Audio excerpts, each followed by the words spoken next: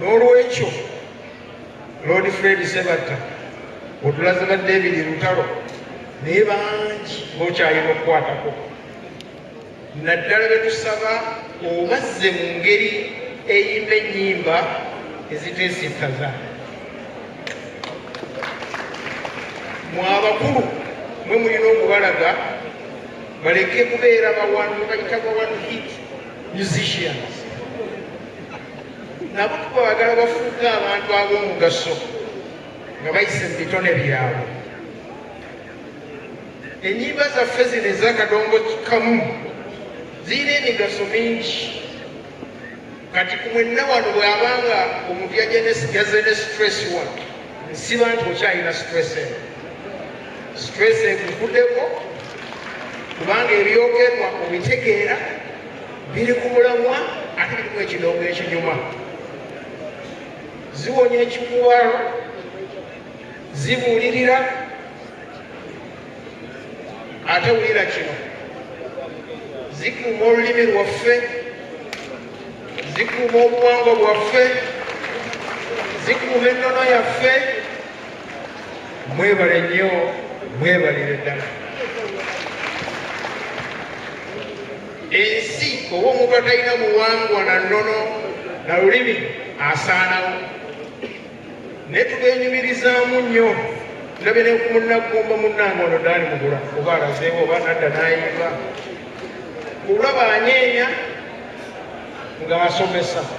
mwebale nnyo mwebalire ddala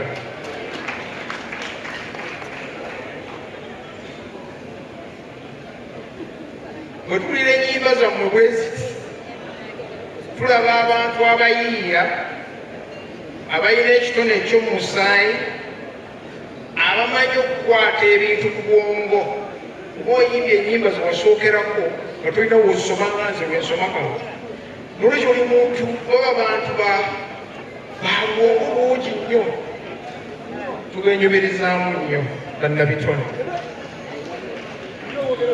mbasaba mukozesa amagezi ago n'obwongo obwo n'ebitone byammwe ate mutuuke ku bibala ebirala njagala okuwulira Lord Fred Sebatta Arcade ng'evudde mu nnyimba njagala okuwulira hotel nziwulira ziva mu nnyimba njagala okuwulira nga muli mu parliament muli mu parliament njagala okuwulira nga mulamuza entebe ennene mbawulira muziramuza mukozese obwongo obwo mutwale eggwanga lino mu maaso bagamba ensa bwekyusa amaaso naawe ng'okyusa ki envubo buli kaali kadogo kamu kokka naye mulabika tulina betuyita ba GNZ ndowooza bayitirivu abali wano 75% abakola eggwanga lino bwe mwatabudde ebidongo ne muva ku kadongo kamu ne muteekamu ekidongo kiri ekikunda awo mubalina era mugende mu maaso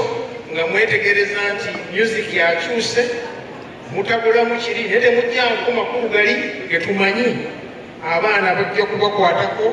abato bategeere bulungi ekidongo kibanyumire ate nga n'ennyimba zibanyumira kuba obwakabaka bwa Buganda njagala okumaliriza nga nziramu okwebaza Lord Fred Sebatta okusomesa abantu ba Ssaabasajja Kabaka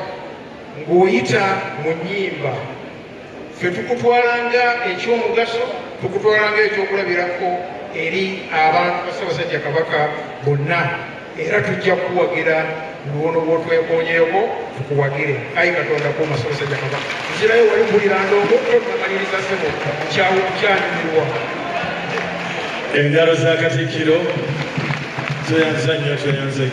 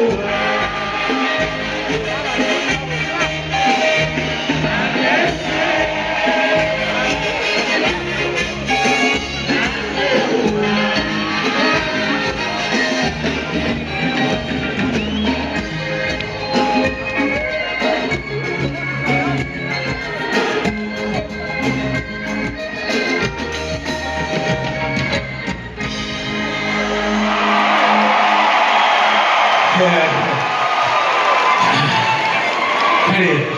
omukozirere kakati waliwo ate nno mwabaami temweyibaala bw'obanga ofunye omukazi oba omukyala naye ng'akwekumira bulungi buli kimu kyonna akituukiriza togezanga n'omufuula ekikamulo